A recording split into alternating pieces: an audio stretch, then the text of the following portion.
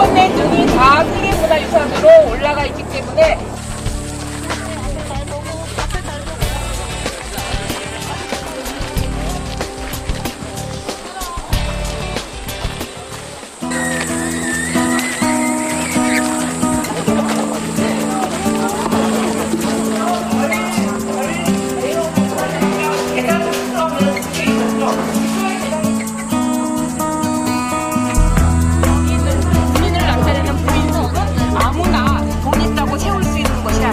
반드시 왕릉에만 세울 수 있다라는 거 아까 말씀하셨어요. 왜 홍살문이냐면 홍이라는 거는 빨갛다는 뜻의 한자고요. 살은 처음에 행복되게 삐죽삐죽 나온 거 있지 않습니까? 그게 화살처럼 생겼다 그래서 이 문을 홍살문이라고 합니다.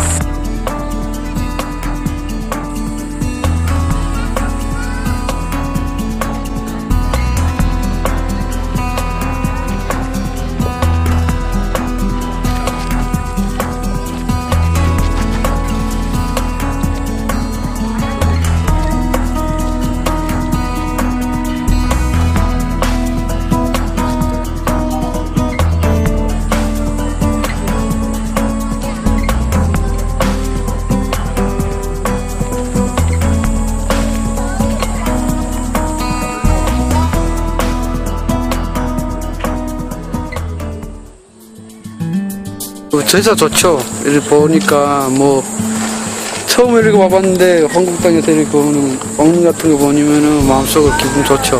모르는 게 많이 배우고 오늘도.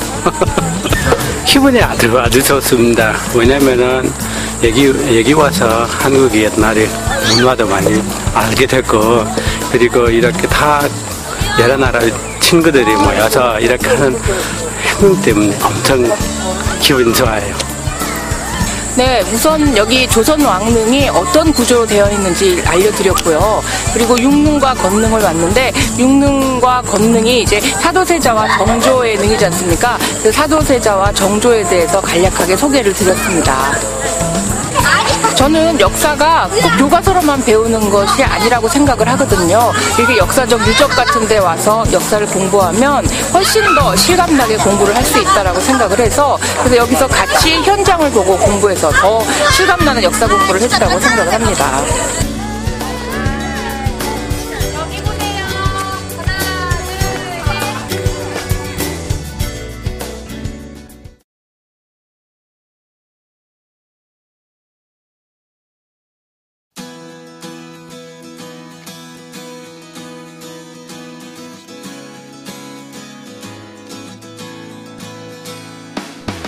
오늘 모이는 여러분이 이제 다문화 가정 분들이기 때문에 한국 역사에 대해서 잘 모르실 것 같아요. 그래서 고조선부터 조선까지 또 대한민국까지 해서 우리나라 역사 전반에 대해서 설명을 드릴 거고요. 그리고 또 조선 왕릉을 이제 답사를 갈 거니까 조선 왕릉에 대해서 조금 좀 설명을 드리고, 그리고 윤건릉에 이제 거기에 계신 사도세자와 정조와의 관계에 대해서 소개를 드릴 예정입니다. 일단 오늘 제가 강의하는 내용은 먼저 이 한국의 역사가 옛날부터 어떤 역사가 있는지에 대해서 간단하게 좀 설명을 하고, 그 다음에 우리가 오늘 조선 왕릉을 가지 않습니까? 그 윤건릉이 조선시대의 왕릉인데 또 조선이라는 나라가 어떤 나라였는지를 잠깐 간단하게 소개하고, 그 다음에 그 왕릉의 주인이 또 어떤 사람이었는가라는 것을 좀 간단하게 설명을 하고, 그리고 왕릉의 구조를 가서 그 자리에서 보시는 걸로 그렇게 하겠습니다. 자, 우리 이 한반도에 나라가 세워진 것은 언제냐면 기원전 2333년입니다. 2333년. 이때는 우리 기원전 BC라고도 하죠. BC 2333년 전에. 그럼 지금으로부터 몇 년 전입니까? 여기다 올해가 2014년이니까 여기 더하면은 7, 4, 3, 4천. 지금으로부터 4347년에 이 한반도에 처음으로 국가가 나타났습니다. 그래서 이제 약 5천년이잖아요. 그래서 5천년 역사 이렇게 얘기하고 반만년 역사라고 얘기를 하는 겁니다. 그러면 이 4347년에 7년 전에 무슨 일이 일이 있었는지에 대해서 알려드릴게요. 그때의 이야기를 알려주는 것이 뭐냐면 바로 단군 신화라는 겁니다. 단군 신화, 이제 이 한국의 나라들이 어떻게 생겼는지를 처음으로 이야기해주는 게 단군 신화인데, 자, 먼저 이제 단군 신화의 이야기를 먼저 해드릴게요. 이제 옛날에는 이제 뭐 사람이 아니라 하늘에서 꼭 하느님이 등장을 하잖아요. 그래서 하늘에서 환인이라는 이제 하느님이 내려왔답니다. 내려와서 그러니까 하느님이 있었는데 그 하느님의 아들 환웅이라고 있었습니다. 환웅이라는 사람이 네, 뭐 여기 그냥 사람이라고 제가 할게요.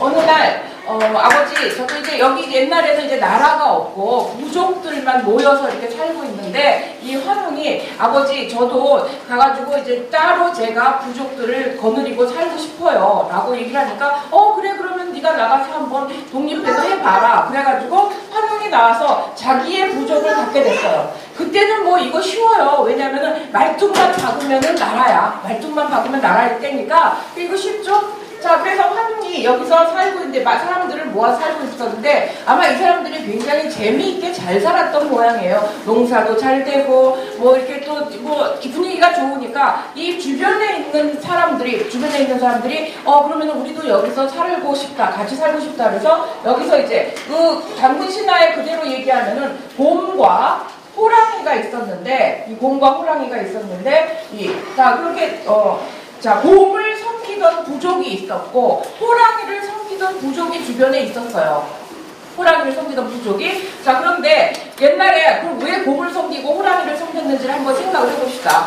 우리 동네에 곰이 많아요. 곰이 많아가지고 곰이 자꾸 내려와가지고 애들도 막 잡아가고 막 사람도 다치게 하고 곡식도 막 해치고 이렇단 말이에요. 그러면 이 곰이 오지 않게 해달라고 빌면 누구한테 빌어야 돼요? 누구한테 빌어야 되죠?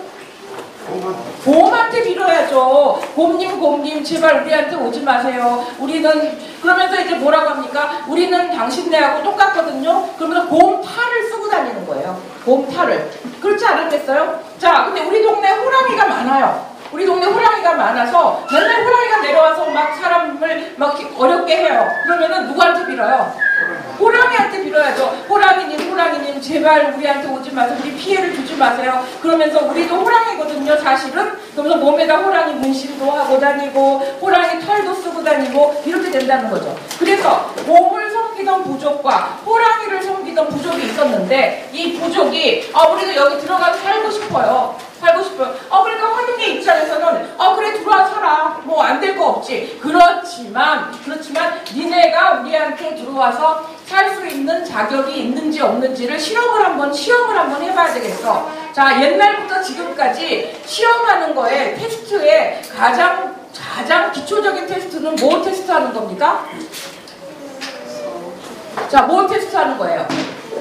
우리 어디 들어갈 때, 뭐 어느 그룹에 들어갈 때 가장 기본적인 테스트는 뭡니까? 인내력 테스트예요. 그렇잖아요. 지금 뭐 아프리카 부족이라던가 뭐 이런 데 가면 아직도 성인식 할 때 인내력 테스트 많이 하지 않습니까? 그러니까 인내력 테스트를 하는데, 거기서 뭘 가지고 인내력 테스트를 했냐면, 자, 마늘. 그 당시에는 마늘이 제일 매운 음식이었어요. 한반도에서. 왜냐면 고추는 한참 뒤에 들어왔기 때문에 이때는 고추가 없었어요. 마늘, 제일 매운 음식인 마늘과 그 다음에 제일 쓴 음식인 쑥을 주고 이거를 먹고 100일 동안, 100일이라는 거는 굉장히 긴 세월 동안이에요. 그냥 딱 100일이 아니라 100일 동안 햇볕을 보지 말고 굴 속에만 있어라 라고 한 거, 인내력을 테스트한 거죠. 그랬더니 호랑이는 중간에 뛰쳐나가버렸어요. 호랑이를 섬기던 부족은 뛰쳐나가버리고 곰을 섬기던 부족은 그거를 이겨내가지고 여기 들어와서 살게 됐어요. 여기 들어와서 살게 됐는데, 자, 그래서 곰 부족이 들어와서 살게 됐는데, 곰 부족 중에서 이쁜 여자가 있었는데 그 여자 이름이 뭐였냐면 웅녀예요. 웅녀.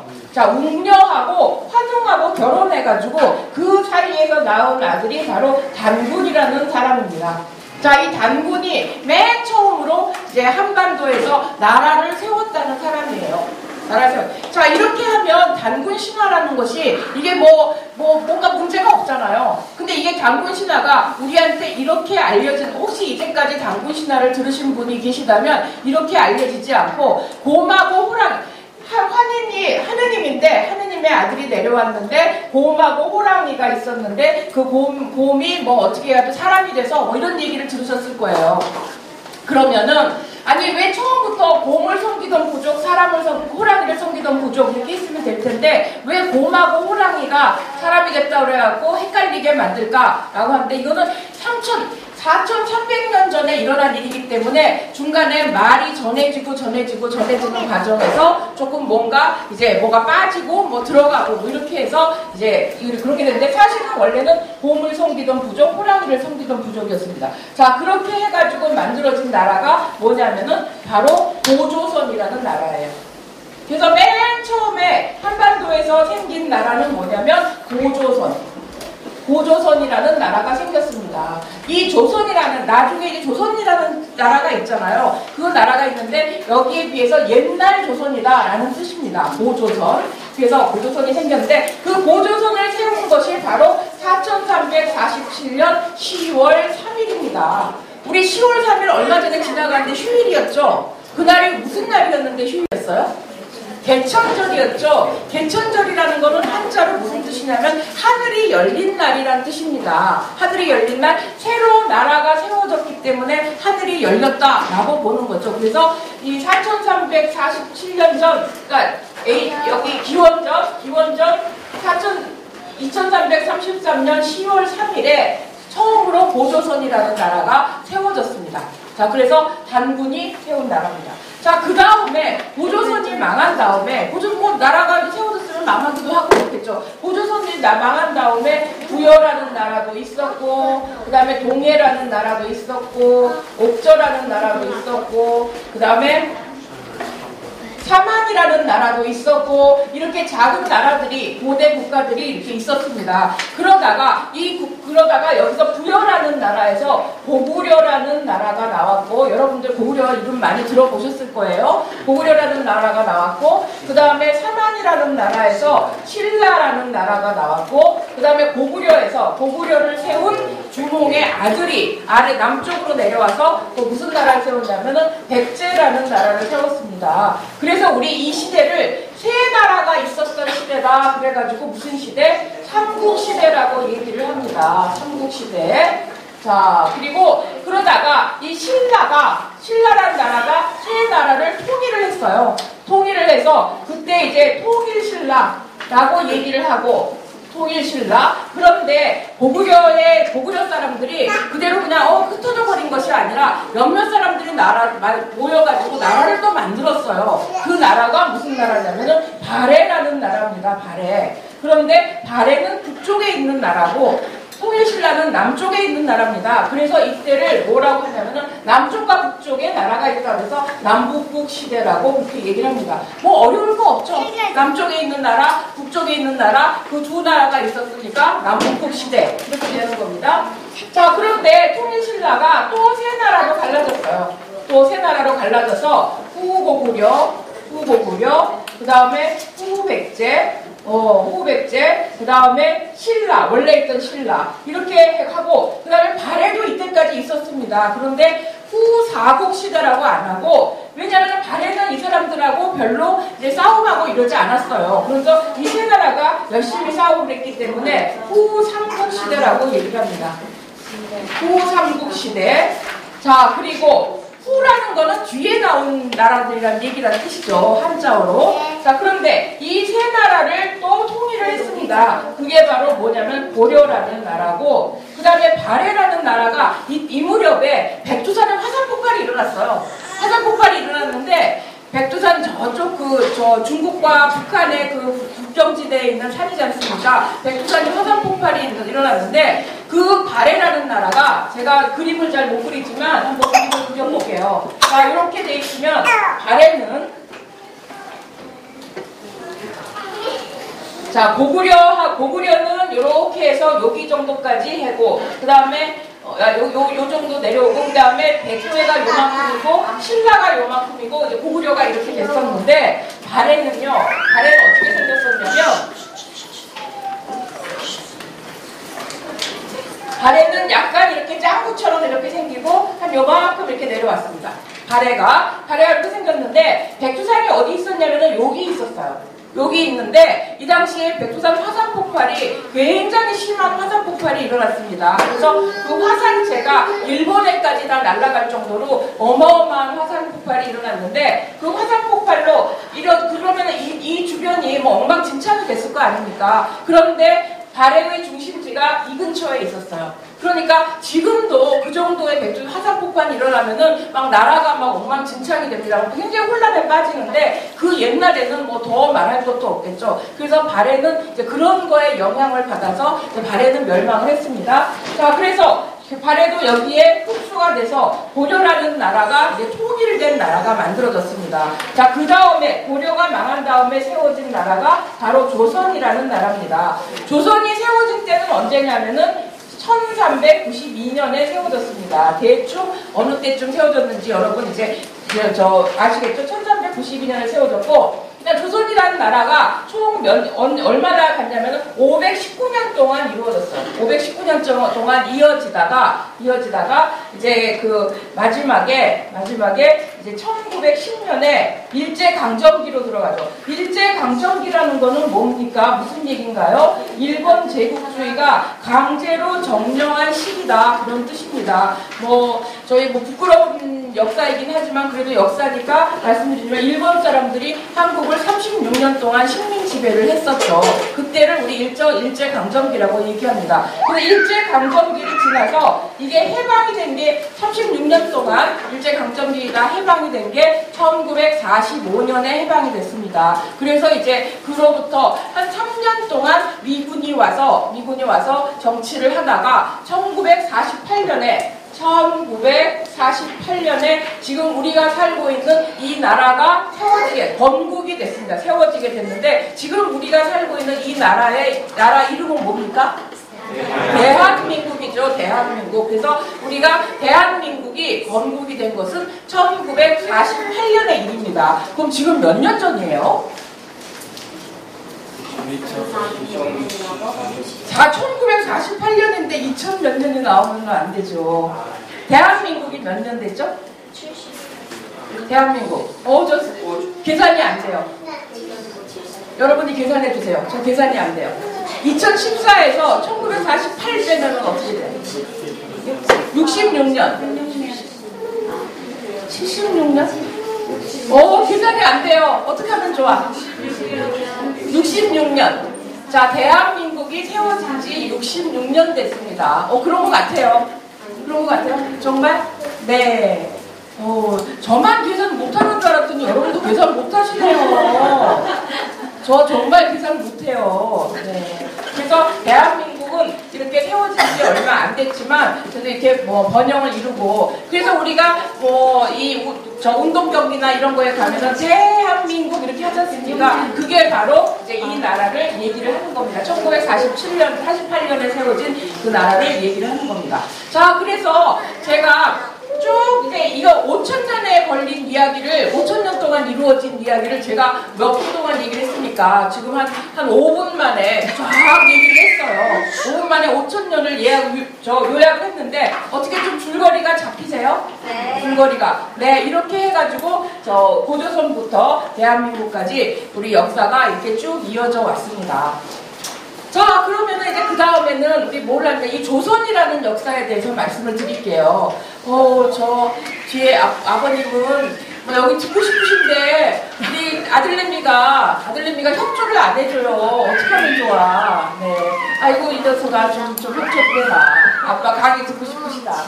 자, 그래서 이제 이렇게 됐습니다. 여기 뒤에 1392년에 세워진 조선이라는 나라에 대해서 지금 말씀을 드릴게요. 왜냐하면 우리가 조선 왕릉을 보러 갈 거니까. 자, 조선이라는 나라는 누가 세웠는지 혹시 아시는 분 계세요?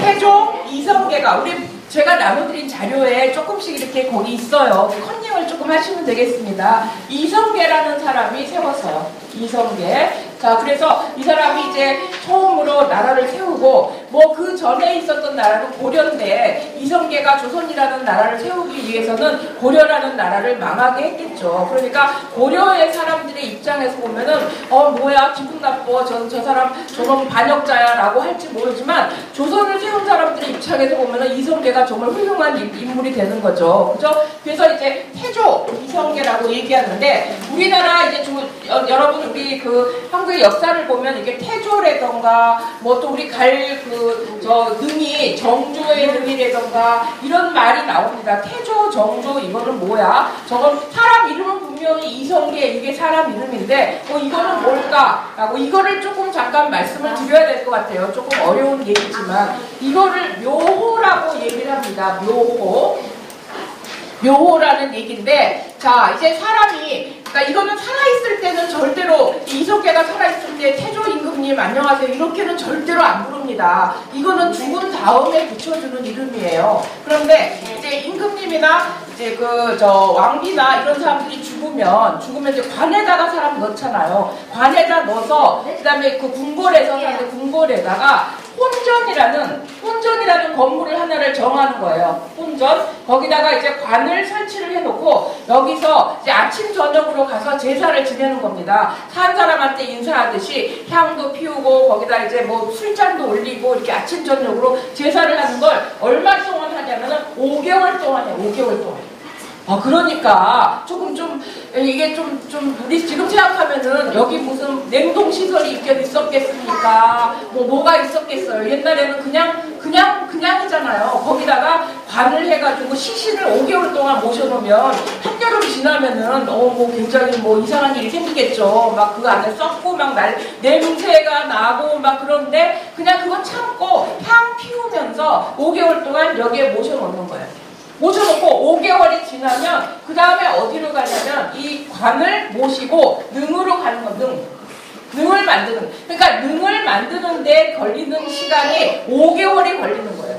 우리 되게 보면 사람 죽으면 사흘 만에 가서 땅 파서 거기다 묻고 장례 지내고 끝내지 않습니까? 그런데 능은 만드는데 5개월이나 걸려요. 우리 가서 보면은 그냥 땅 파서 그냥 이렇게 덮었네 라고 생각을 하실지 모르겠지만 그 만드는데 굉장히 많은 그 땅을 고르는 것부터 만드는데 굉장히 많은 그 정성이 들어갑니다. 그래서 5개월이 걸리면 능에 가서 이제 모시죠. 근데 옛날 사람들은 뭐라고 생각했냐면 이 육신은 땅으로, 몸은 땅으로 가지만 혼은 위로 하늘로 올라간다라고 얘기를 했어요. 그래서 하늘로 올라가서 그 임금님의 혼이 영혼이 흩어져 버리면 그러면 임금님의 은혜를 우리가 입을 수가 없잖아요. 그러니까 그 혼을 모으기 위해서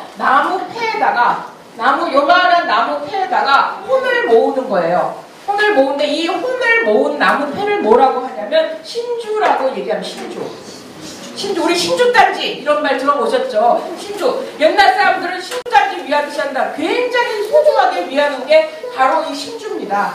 어디 전쟁이 나가지고 도망가야 되잖아요. 그러면은 자기 옷은 제대로 못 챙겨도 이 신주는 모시고 가요. 안고 꼭 가요. 그래서 이 신주를 굉장히 왜냐하면 조상님의 영혼이 담긴 물건이니까. 그래서 여기 신주에다 모셔가지고 이제 그 몸은 능에다가 모셔놓고 이 신주를 가지고 다시 궁궐로 와요. 다시 궁궐로 와가지고 이번에는 혼전이 아니라 이거 이 빈전이고 우리 빈소라고 얘기해. 빈소. 죽은 사람 모셔놓는데 빈소라고 얘기하지 않습니까? 빈전이고 이 혼전이라는 건물을 또 하나 정해서 여기다가 이제 신주를 모셔놓는 거예요. 신주. 여기서 얼마를 지내냐면은 3년을 모셔놓고 아침 저녁으로 또 제사를 지내는 거예요. 이 나무 폐 모셔놓고 아침 저녁으로 제사를 지내고 3년이 지나면 비로소 3년 상이 끝났다라고 하고 왕이나 왕비의 이 신주를 어디로 모셔가냐면 서울에 가시면 종묘라고 있습니다. 종묘는 그 영혼을 모시는 그런 다 그 임금님이나 왕비의 영혼을 모셔놓은 사당이에요. 그 종묘라는 곳이 있는데 그 종묘에다 옮겨서 한꺼번에 다 거기에 모십니다. 이 종묘에 모실 때 붙여주는 이름이 바로 이 묘호입니다. 묘호. 그러니까 살아있을 때는 절대로 붙일 수가 없는 이름이죠. 자, 그래서 이제 태조 이성계부터 이제 조선이 시작돼서 몇 년 동안 519년 동안 이루어져서 그러면은 1392년부터 언제까지 1910년까지 갔습니다. 1910년에 이제 일본의 침략에 의해서 이제 조선이라는 나라가 문을 내려야 되는 그런 상황이 이루어졌습니다. 그동안에 몇 명의 임금님이 있었냐면은 27명의 임금이 있었습니다. 27명의 임금. 그래서 다 이제 전주 이씨로 해가지고 그 집안으로 이제 아버지가 이제 죽으면은 아들이 하고 뭐 이런 식으로 해서 쭉 내려왔습니다. 자, 이런 조선이라는 나라가 있었는데, 우리 조선. 네, 조선이라는 나라가 있었어요. 그런데 그 조선에 오늘 윤건능에 대해서 제가 소개를 또 하겠습니다.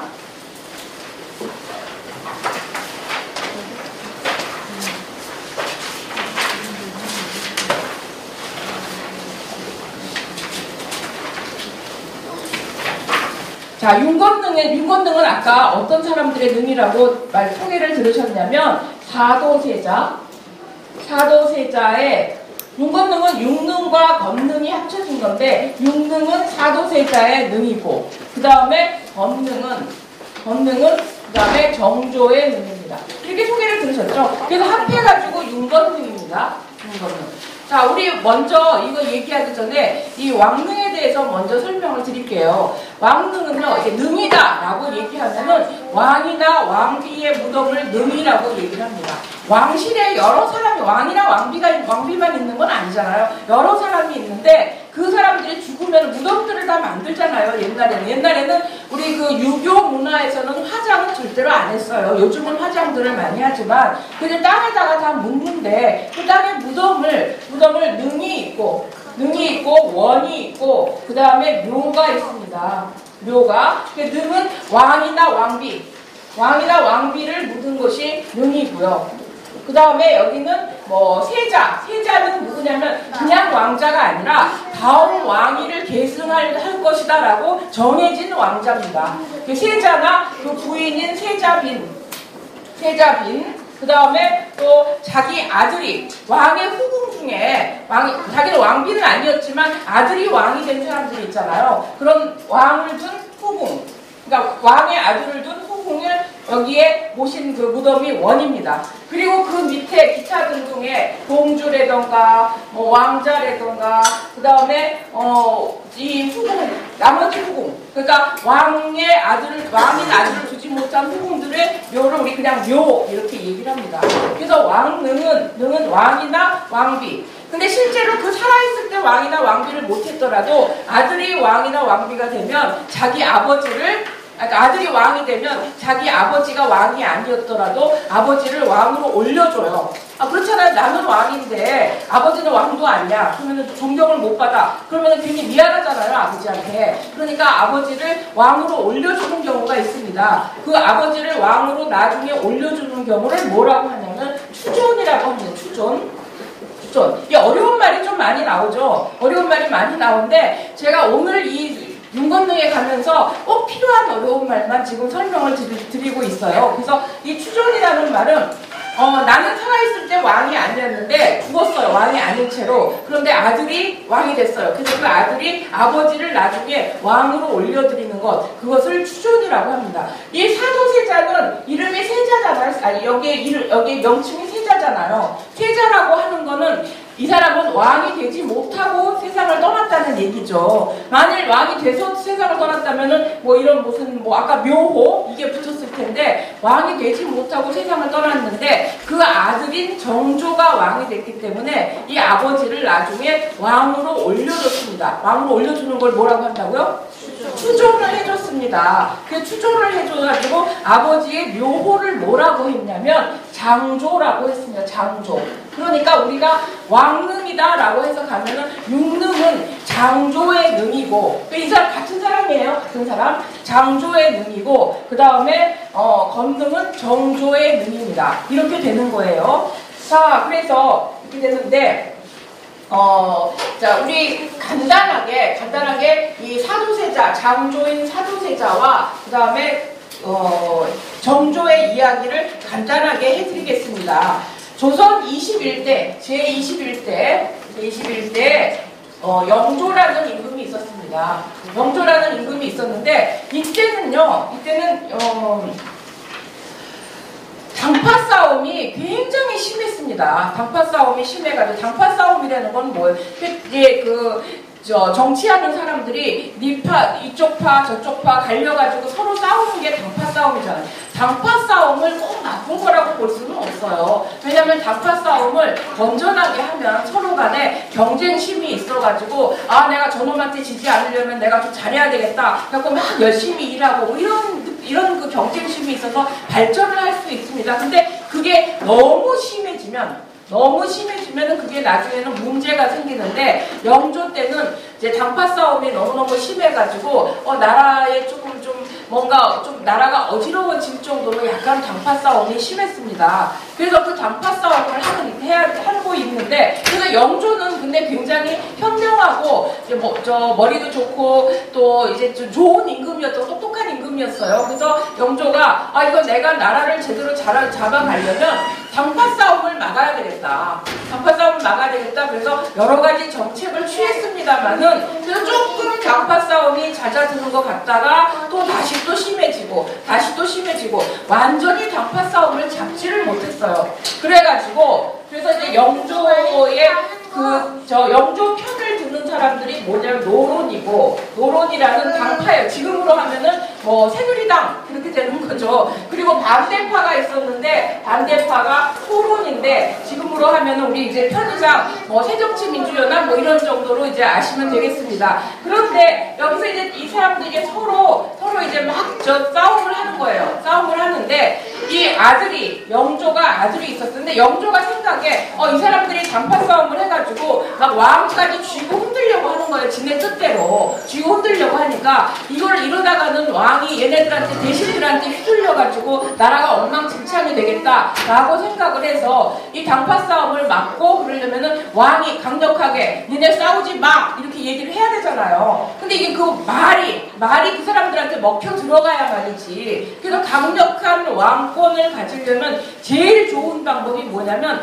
빨리 아들을 제대로 키워서 후계자를 제대로 두는 것이 제일 좋은 방법이다라고 생각을 한 거예요. 그래서 내가 죽더라도 내 아들이 내 뜻대로 내 뒤를 이어서 이 대신들을 니네들 싸우지 마 하고 해야 되는 그런 튼튼한 아들을 키우는 것이 제일 중요한 일이라고 생각하는데 이 영조가 40세가 넘을 때까지 아들이 안 생기는 거예요. 아들이야. 40세가 지금 40세면은 아무것도 아닌 나이인데 옛날에는요 평균 수명이 짧기 때문에 물론 영조는 나중에 80세가 넘도록까지 살았습니다만은 옛날에 일반적으로 40세면은요 지금으로 하면은 한 70세 정도라고 생각을 하시면 됩니다. 그러니까 지금 생각해보면 70세가 되도록까지 자기 뒤를 물려줄 아들이 안 생기니까 초조하잖아요. 그래서 이제 빨리 아들을 낳아야 되는데 그러다가 40세가 지나서 간신히 아들을 하나를 얻었습니다. 그 아들이 누구냐면은 바로 사도세자예요.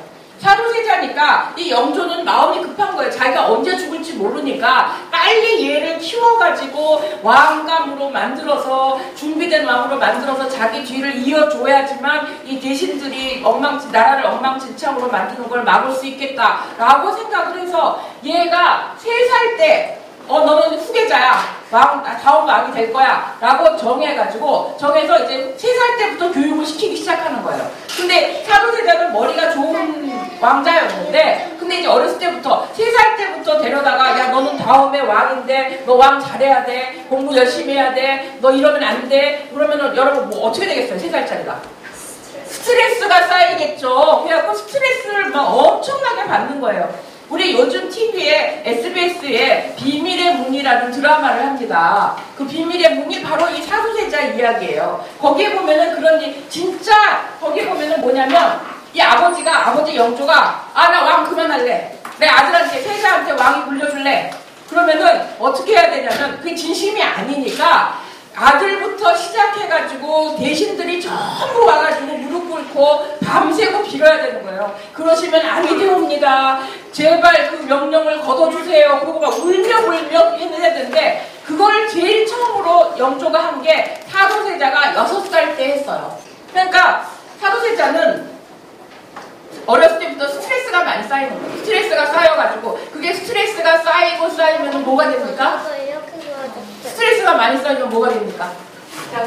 병이 되죠, 병이. 그래서 사도세자가 약간의 그런 그 정신병 같은 걸 얻은 거예요. 그래가지고, 자, 공부를 열심히 했어요. 공부를 열심히 해가지고 다 외웠어. 다 외워가지고. 근데 아버지가 불러가지고, 야, 너 공부 열심히 했냐? 그럼 내가 열심히 했는데요. 그러면 아버지 앞에서 한번 얘기해봐. 자, 뭐는 뭐냐고 아버지 질문했어. 대답이 나오겠어요, 안 나오겠어요? 대답이 안 나와요. 왜? 긴장해서. 우리 그 운동선수들도 그렇잖아요. 아무리 열심히 연습하면 뭐해? 가지고 긴장하면, 그럼 이제 다 운동 같은 거 게임하기 전에 하면 긴장하지 말아라, 긴장하지 말아라. 긴장하지 말아야지만 제 실력이 나오는데, 긴장을 하니까 말이 안 나오는 거예요. 그러면 아버지는 너 공부 좀 열심히 하려는데 이게 뭐야? 그럼 너 막 또 야단을 칠 거 아니에요. 그럼 막 또 스트레스가 또 쌓여. 그게 막 되풀이가 되는 거예요. 되풀이가 되는 데다가 또 아버지하고 아들하고의 사이가 나쁘다는 것을 알고 주변에 있는 사람들이 자꾸 이제 이간질, 아버지와 아들 사이를 뛰어놀려고 자꾸 이제 거기서 쟤 나쁜 놈이래요, 나쁜 짓 했대요, 뭐 그러고 막 거기서 일르는 거예요. 그럼 아버지가 또 화가 나니까 데려다가 또 아들을 또 너 왜 그래? 야단치고 막 그러니까 막 점점 이게 심해져가지고 아들이 이제 약간의 정신병을 얻은 거예요. 그 정신병 중에서 제일 대표적인 정신병이 뭐냐면 의대증이라는 거예요. 의대증. 이거는 뭐냐면 옷을 못 입고 옷을. 큰일이죠. 옛날 사람들은 옷 입는 거 얼마나 막 주렁주렁 입잖아요. 근데 옷을 못 입는 거예요.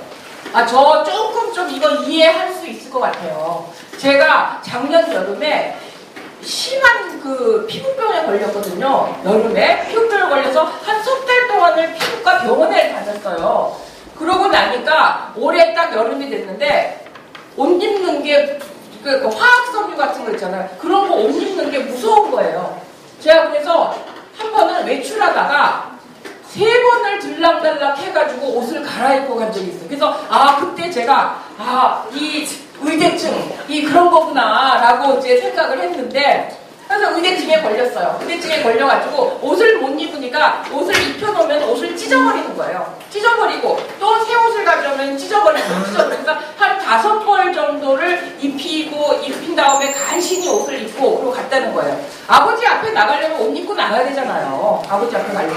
그래서 그러다가 이제 옛날 사람들은, 왕들 같은 사람들은 옷을 입을 때 옆에서 이렇게 혼자 옷을 입는 게 아니라 딱 이러고 서 있으면 와서 입혀주는 사람이 있어요. 근데 입혀주는 사람이 혹시나 이 사도세자가 좋아하는 여자가 가가지고 입혀주면 순순히 입지 않을까라는 생각해서 사도세자가 사랑하는 여자, 자식까지 낳은 여자를 가서 옷 시중을 들어라라고 했는데 그 여자를 죽여버린 거예요.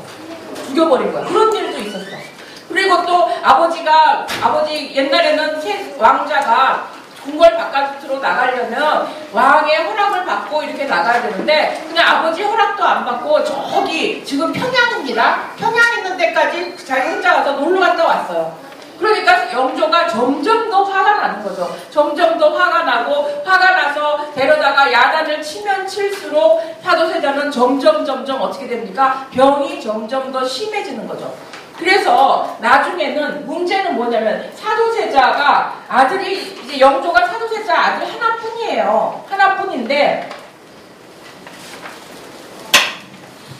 사도세자 아들이 하나뿐인데 이 아들이 사고를 계속 많이 치면 대신들이 가만두지 않잖아요. 사도세자를 이제 쫓아내라라고 하면은 영조는 누구한테 왕위를 물려줘요. 그럼 완전히 다른 사람한테 왕위를 물려줘야 되는데 그러면 자기가 강력한 왕권을 주장할 수가 없잖아요. 그러니까 사도세자한테 왕위를 물려주긴 해야 되는데 사도세자가 너무나 말썽을 피우고 그러니까 이제 사도세자는 이제 글렀어요. 이제 사도세자는 이제 더 이상 써먹을 수가 없어. 그런데 천만다행으로 사도세자의 아들이 있었어요. 이게 이제 세자고 왕의 이제 다음 왕위를 이을 왕자가 세자고 그 다음에 그 밑에 다음에 그 세자가 없으면은 그 다음에 왕위를 이을 사람이 누구냐면은 세손이라고 해서 세손. 천만다행으로 사도세자 사도세자가 아들을 낳아서 세손이 한 10살 정도 된 거예요. 그런데 영조는 뭐냐면 옛날에는 아버지가 범죄자로 해가지고 벌을 받으면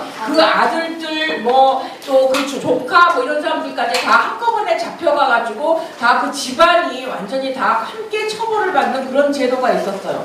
만일 사도세자가 막 뭐 살인자라던가 뭐 역적이라던가 이런 걸로 해가지고 처벌을 받으면 얘도 살아남지 못하는 거예요.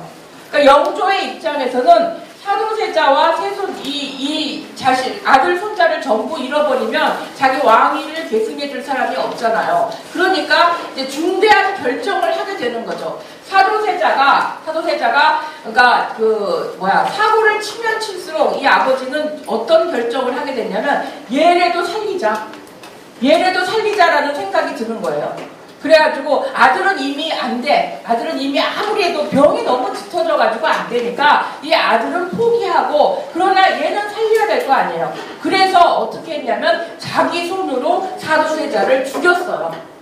자, 생각을 한번 해보세요. 대신들이 뭐 사도세자를 처벌을 해야 됩니다. 어찌해야 됩니다. 막 떠드는데 야, 아버지 좋아. 그럼 내가 좀 데리고 와. 내가 죽여버릴 거야. 그러면 그 대신들이 거기서 그 다음에 무슨 얘기 할 수 있어요? 못하잖아요.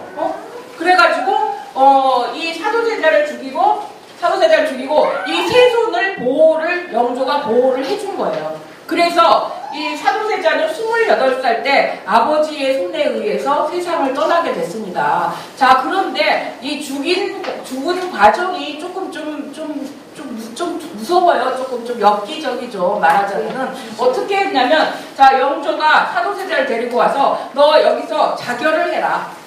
너 이렇게 사고 많이 쳤잖아. 쳤으니까 도저히 너는 안 되겠다. 너 이러다가 나라를 망해먹겠다.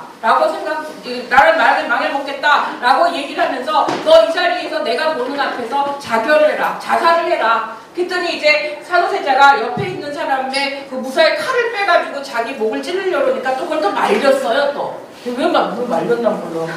어차피 죽을 텐데. 어쨌든 말렸어요. 말려가지고, 그러니까 또 얘를 어떻게 죽일 것인가 해가지고, 귀주라는 거를 가지고 와서 귀주는 뭐냐면요. 귀주는 쌀을 넣어놓는 상자, 나무로 된 상자입니다. 쌀을 넣어놓는 나무로 된 상자인데, 저희 어렸을 때 집에 뒤주가 있었는데, 뒤주는 나무가요, 그냥 이렇게 얇은 판자로 된 것이 아니라, 나무 두께가 이렇게 두꺼워요.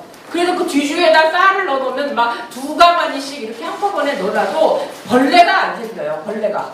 그 뒤주인데, 집에 있는 뒤주가 어느 정도 크기가 제 허리만한 게 오는 그런 큰 상자인데, 궁궐에서 쓰는 뒤주니까 훨씬 더 컸겠죠. 그 뒤주를 내가지고 와라. 그래서 사도세자를, 이 영조가 직접 자기가 시킨 거예요. 영조가 사도세자를 너희 뒤주에 들어가. 그래가지고 거기서 그 뒤주에 들어가서 물도 안 주고 먹을 것도 안 주고 해서 8일 만에 이 뒤주 안에서 세상을 떠났어요. 그때 이 아들 정조, 이 세손이 누구냐면 나중에 정조였습니다. 정조였는데 와서 할아버지잖아요. 할아버지, 제발 우리 아버지를 살려주세요. 라고 이제 비니까 이제 영조는 이 세손을 보호하기 위해서잖아요.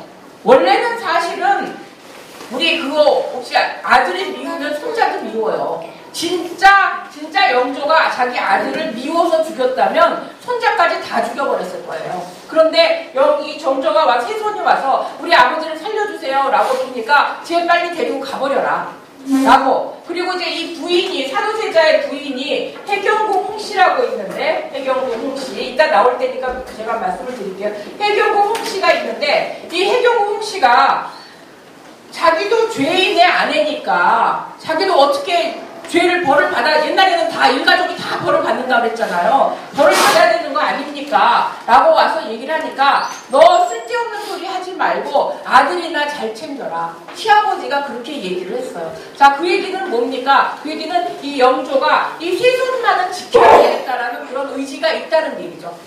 그래서 이제 거기서 나오고, 그렇지만 세손은 자기 아버지가 그렇게 할아버지 손에 이 뒤주에 갇혀서 정말 그 비참하게 죽어가는 거를 곁에서 사실은 다 봤다는 얘기예요. 다 보고 이제 그때가 10살이었어요, 10살.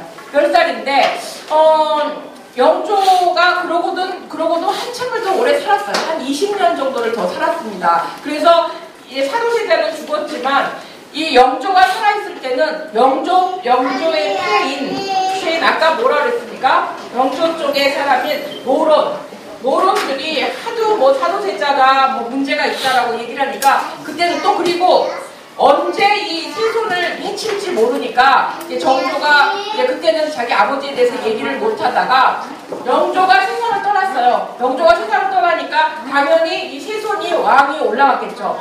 그동안에 한 20년 동안 할아버지가 얘가 세손이 준비된 왕이 될 수 있도록 교육을 철저하게 시켰어요. 철저하게 시키고 너는 강한 왕이 돼야 된다 라고 철저하게 시켜서 이 정조는 왕이 오를 때 굉장히 준비가 잘 된 강한 왕이 올랐습니다. 자, 그래서 21대 영조고 정조가 몇 대? 제22대 왕이 됐습니다. 제22대 왕이 돼서 자기가 왕이 된 다음부터 그때부터 이제 자기 아버지에 대해서 잘 이제 모시기, 아버지에 대해서 다시 명예를 회복하는 일을 하기 시작했어요. 그 중에 하나가 뭐냐면 아버지의 무덤이 처음에는 원이었어요. 처음에는 묘였어요. 묘였는데 아까 묘가 어떤 수준인 거 말씀드렸죠. 그냥 일반 왕자나 일반 공주의 무덤을 묘라고 했어요. 묘였는데 그거를 원으로 올려줬고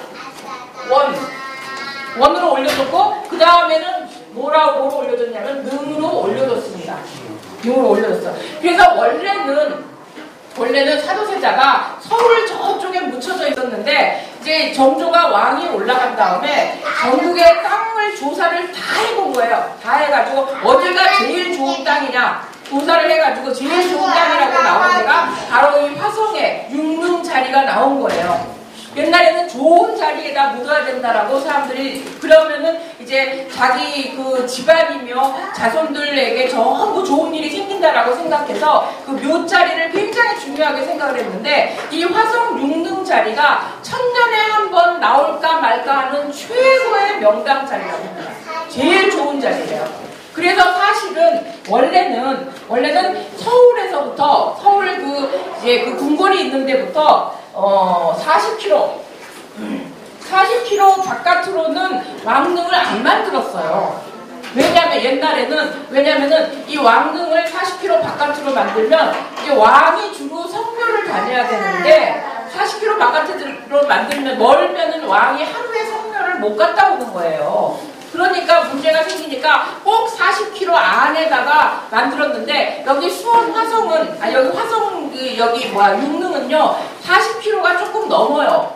그러니까 대신들이 이거 40km가 넘기 때문에 거기다 능 만들면 안 되는데요 라고 반대를 했을 거 아닙니까? 근데 거기가 정말 좋은 자리라고 하니까 정조가 그냥 40km 좀 넘으면 어때? 그냥 거기다 만들어. 그래가지고 지금 육릉이 만들어졌습니다. 그러니까 육릉이 최고의 명당자리라고 보시면 됩니다. 그래서 그런지 22대 영조, 23대, 24대, 25대, 26대, 27대 조선이 망할 때까지의 모든 임금이 전부 다 사도세자의 후손입니다. 왕이 나오는 자리라고, 왕이 후손이 나오는 자리라고 보시면 되겠습니다. 그래서 여기다가 이 육릉, 여기다 사도세자 아버지를 모셔놓고 정조가 성묘를 자주 오는 거예요. 성묘를 자주 오는데 지금이야 박근혜 대통령이 자기 아버지 무덤에 현충원에 그 성묘 가는데 그냥 차 타고 휙 갔다가 뭐 그냥 한두 시간이면 성묘를 할 수 있지만 그 옛날에는 왕이 서울로부터 여기까지 성묘를 하러 오려면 일이 보통 큰 일이 아니에요. 일단 거기 같이 오는 사람들이 한 몇천 명이 되고 왕이 오니까 몇천 명이 따라와야 되는 거예요. 따라오고 한강을 건너가야 되지 않습니까? 지금은 한강에 다리가 막 10몇 개가 있지만 옛날엔 한강에 다리가 하나도 없습니다. 그러니까 배를 타고 그 한강을 건너야 되는데 몇천 명이 한꺼번에 배를 타고 한강을 건너는 것이 보통 일이 아니었어. 그래서 정말 힘든 일이었는데도 불구하고 정조는 여기에 육릉에 성묘를 열심히 왔어요. 열심히 와가지고 열심히 다니면서 내가 이럴 것이 아니라 차라리 차라리 육릉 근처에다가 아예 궁궐을 짓고 여기서 가까이서 살면서 맨날 성묘를 다니면 좋겠다라고 해가지고 지은 것이 수원 화성입니다. 그래서 정조가 자기가 와서 자기 어머니 모시고 와서 살려고 수원 화성을 지어서 그렇게 했던 겁니다. 그래서 거기서 그랬는데 해경궁 씨도 모시고 한번 왔습니다. 육릉. 그래서 육릉 자리가 그렇게 천년 만에 한번 나올까 말까 하는 그런 명당 자리라는 거. 이따 가셔서 거기 보시면 거기가 정말 좋은 자리이기 때문에 여러분 좋은 기운을 다 거기서 받으실 수 있어요. 좋은 기운을 받으시고 그래서 이제 좋은 일들이 많이 생기실 겁니다. 앞으로. 자, 그렇게 되고 이 조선 왕릉이라는 거에 대해서 또 나머지는 또 다시 이제 거기 가서 설명을 드리고 조선 왕릉에 대해서 설명을 잠깐 드릴게요. 자, 여기 이제 조선 왕릉의 특징은 뭐냐면 이게 높은 언덕에다가 만든다는 거예요. 신라에 우리 경주에 가보시는 분들 계실지 모르겠지만 신라에 가시면 신라 왕릉은 이게 평평한 평지에 있습니다. 평지에. 그러니까 그냥 우리 다니는 평지에 있는데 조선 왕릉은 높이 일단 언덕 위에 그 위에다가 이렇게 무덤을 만드는 것이 조선 왕릉의 특징입니다. 그래서 옛날 사람들은 그렇게 한 이유가 뭐냐면 요 안에 좋은 기운이 가득 차 있다. 좋은 기운이 가득, 여기가 이제 말하자면 기의 탱크입니다. 탱크. 그래서 좋은 기운이 가득 차 있는 그 위에다가 무덤을 만들기 위해서 이렇게 일부러 이렇게 높은 언덕 위에다 만들었습니다. 여기 보시면은요, 이따 가서 제가 보여드리겠지만, 여기 이 안에 물론 무덤이 있고, 우리 이거 만드는 것도 이 안에다가 굉장히 복잡하게 그냥 단지 묻고 그냥 흙만 덮은 것이 아니라 굉장히 복잡한 구조로 되어 있습니다. 그래서 뭐 회벽을 바르고 뭐 엄청나게 복잡한 구조로 되어 있는데, 여기 이렇게 있고요. 여기 보면은 여기 그 석상이 이제 두 개가 서 있습니다. 양쪽에 이제 하나씩, 그러니까 양쪽에 두 개씩 이렇게 마주보고 서 있는데, 여기에 있는 석상은 문인석이라고 해서 일반 관리의 모습입니다. 자, 이거는 무인석이라고 해서 군인을 얘기를 합니다. 군인. 그리고 여기에 있는 뒤에 있는 말은 뭐냐면 이 군인은 말 타고 다니잖아요. 그래서 이 군인이 타고 온 말을 얘기를 합니다.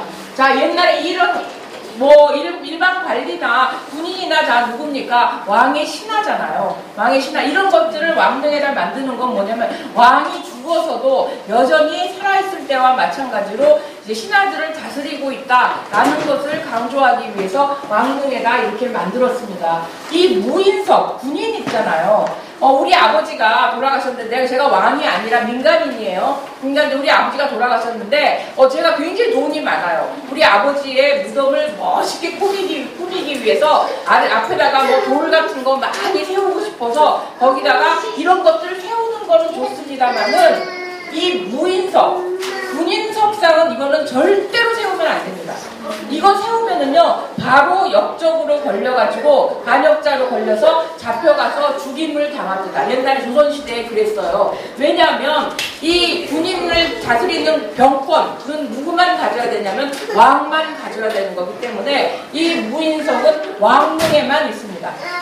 그러니까 왕릉이라고 하면 왕비능까지 포함하는 거죠. 뭐 세자나 이런 사람들은 거기에는 절대로 무인석을 세우지 않습니다. 자, 이렇게 되고요.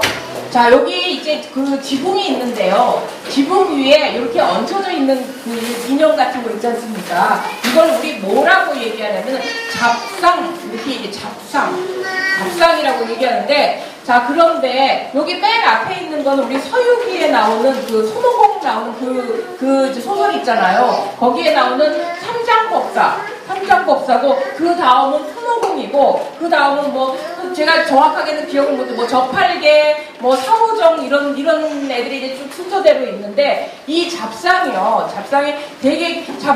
얼마나 몇 개가 올라가 있느냐에 따라서 이 건물이 얼마나 돈을 많이 들여서 호화롭게 지었느냐라는 것이 결정이 됩니다. 그런데 대개 왕릉에는요, 잡상이 3개밖에 안 올라가 있습니다. 왕릉의 이 건물에는 3개만 올라가 있는데, 정조가 자기 아버지의 그 왕릉을 지키는 건물을 정말 정성껏 만들고 싶은 마음에서 잡상을 한 개를 더 올렸습니다. 그래서 이것만 봐도 저 건물이 얼마나 정성 들여서 많은 돈을 들여서 지은 건물이구나 라고 알 수가 있습니다.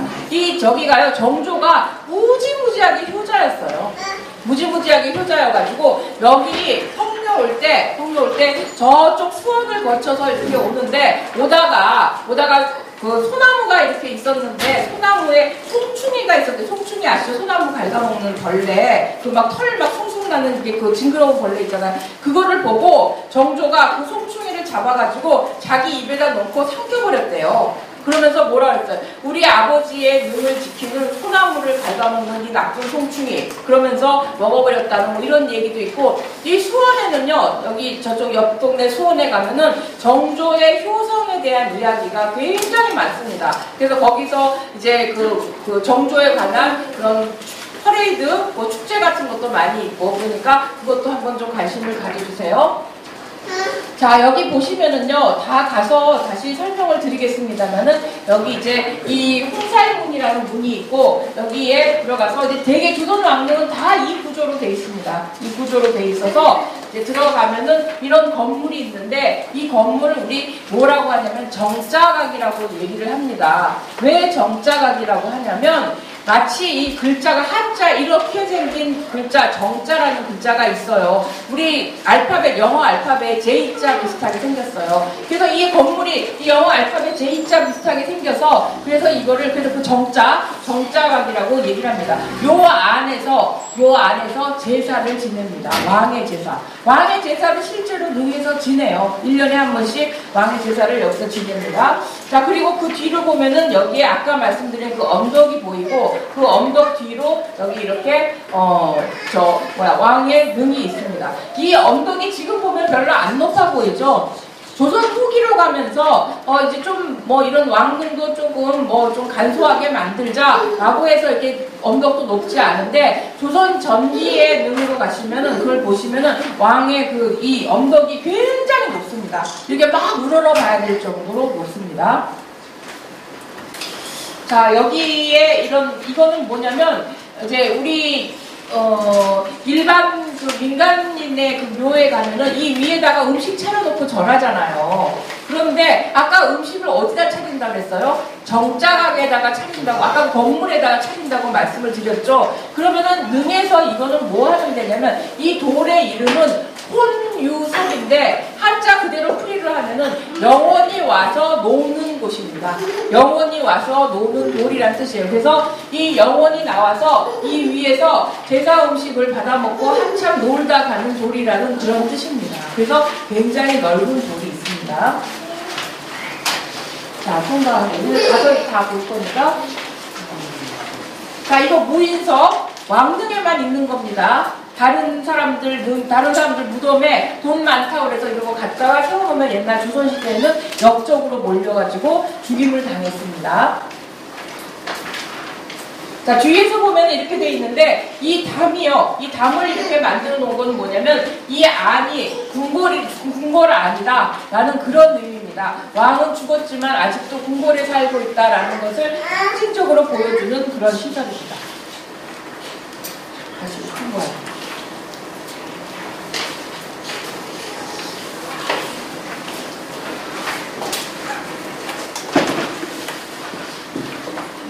자, 여기 아까 거하고 차이가 있잖아요. 그죠? 이거는 어디냐면, 아까는 육릉이었고, 이거는 건릉입니다. 그러니까 원래 이 시대의 왕릉은 여기가 이렇게 생겼어요.